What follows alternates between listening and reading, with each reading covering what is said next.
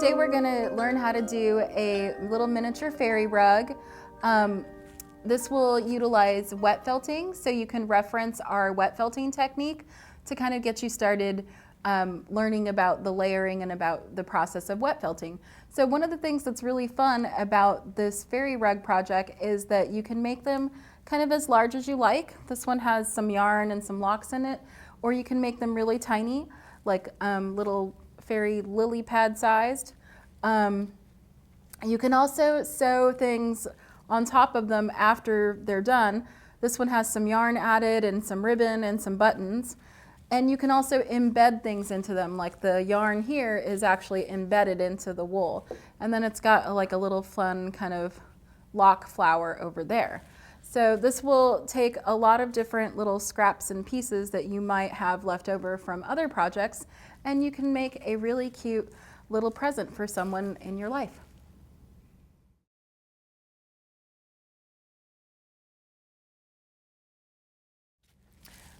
Okay, to get started making your fairy rug, you're going to need your wet felting supplies, which are your bubble wrap, your netting, the pool noodle, some water and soap mixture right here, and then you have your random bits and pieces that you want to make your rug with.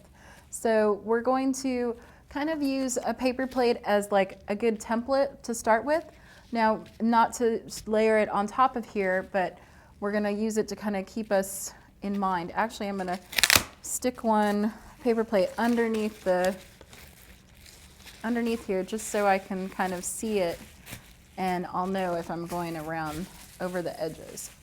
And then before you start rolling it, of course, you want to move your paper plate. So we put our paper plate under here so that we can see kind of like the size of our fairy rug that we're going to make. And then I'm going to cover it over with the bubble wrap. I like to use bubble side up, but it's pretty much your choice. So now you take your roving. This is going to be the base. And remember to pull it out from the end. And in a clockwise fashion, I'm going to pull it out and then lay it down, radiating from the center outwards. So this is overlapping by about an inch or 2 inches, just depending on how thick your roving is. And we'll make a single layer with the plain wool, and then I'll come back over it and use the colored wool. So, and we want a little bit in the center just so not to forget that. And now we have the purple roving right here, and pulling that one out. And this one you can really see how it's shingling and overlapping.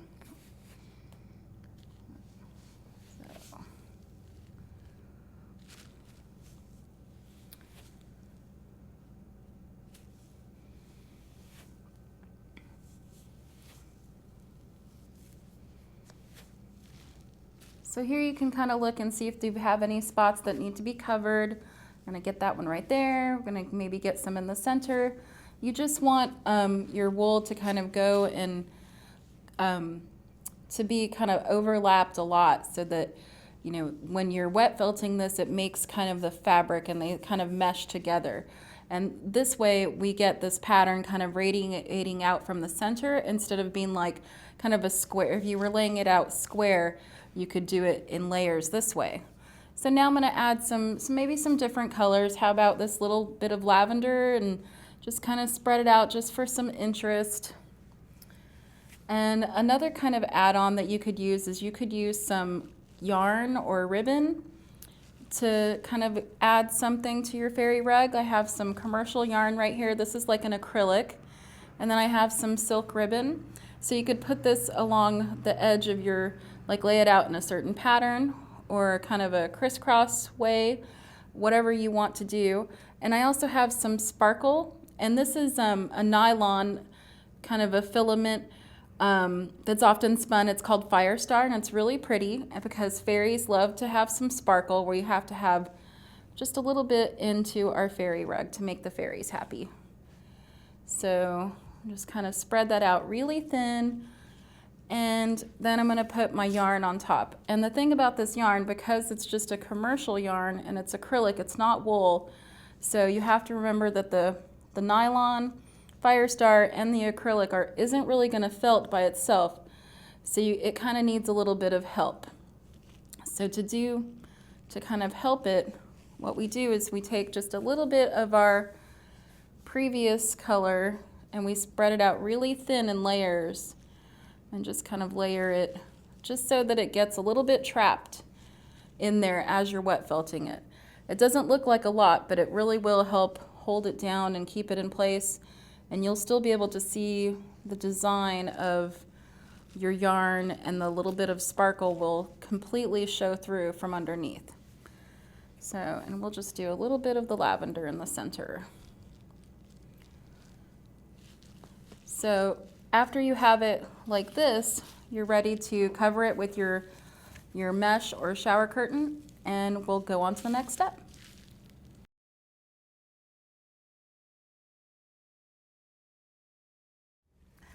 Okay, so I have my fairy rug designed to where I want it and layered with the wool that I want it and embellished with some yarn and then a little bit of layer of wool over the top. So now I'm ready to get to the wet felting stage.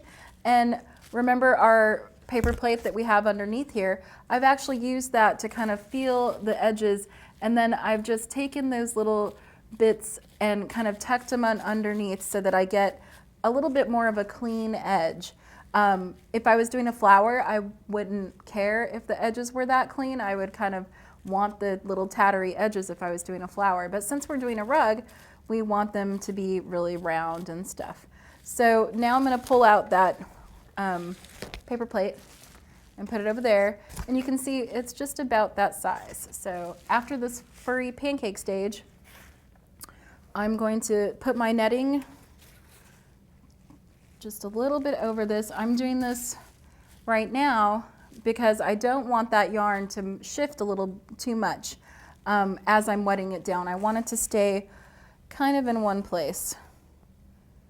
And I have to be really careful, just kind of really adjusting, because there's so many like little layers in here that you can easily like put your netting down and then pick it up and you have half your rug is on the netting instead of on the tray.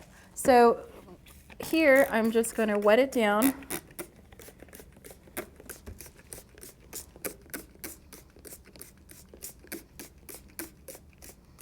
With our warm soapy mixture.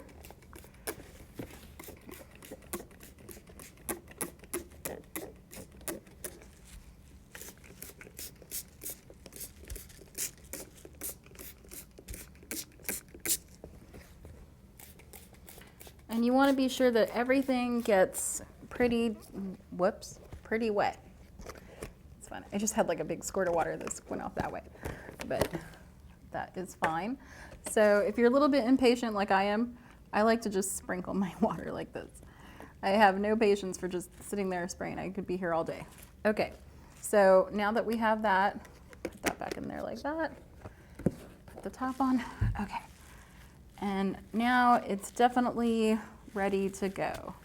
So if you're a little bit worried about it being, wanting your design to stick initially, you can put a little bit of Castile soap in your hand, kind of get your hands kind of slippery, and then simply massage the top of your fairy rug so that you're kind of getting, this is like the direct hands-on approach.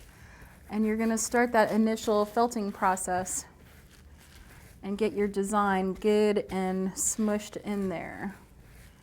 So I guess smushed might be a technical term, I'm not sure.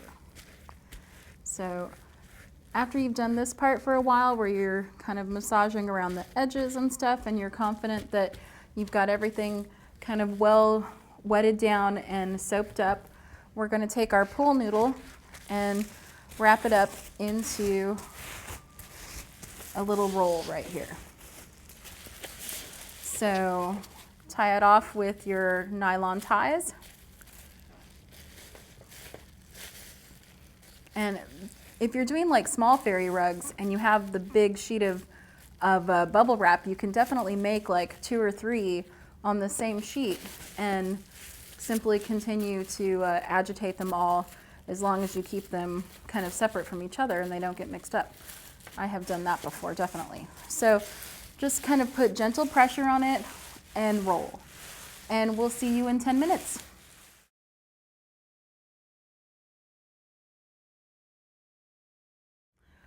After you're done agitating and felting your fairy rug, you want to do that a couple times, and please look at our wet felting technique video to kind of see about how long you should do it. It will depend on kind of how many layers you have, the type of wool you're using, how many embellishments that you have, and how thick the whole thing is. So, and then when you're ready to rinse, you'll have done the pinch test on it where no fibers are coming apart from the surface of your rug.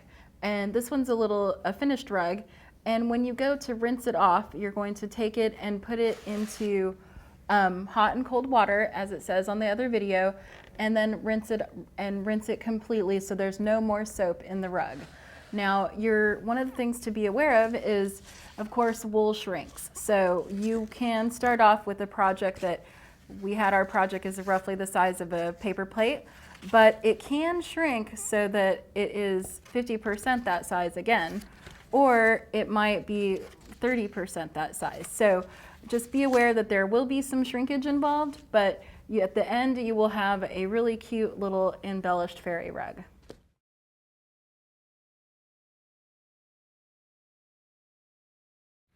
So here's some of the examples of things that I've created with wet felting.